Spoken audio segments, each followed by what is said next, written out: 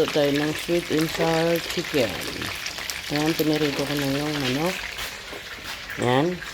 Lagyan ko lang siya ng harina.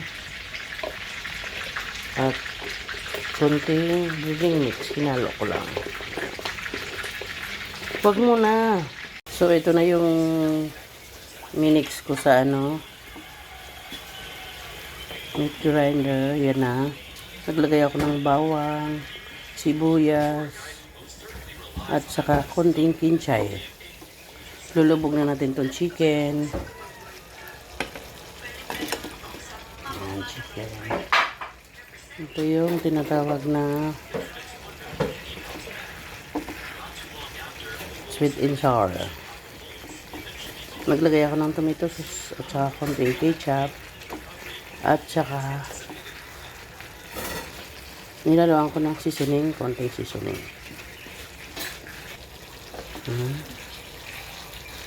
Lalagay na natin yung ating gulay. Yan. Patatas, carrots at saka bell pepper. Yan.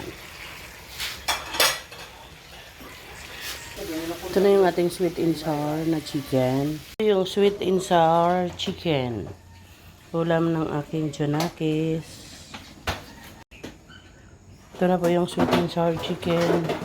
Ayan, mainit-init pa. Kakain ng aking anak.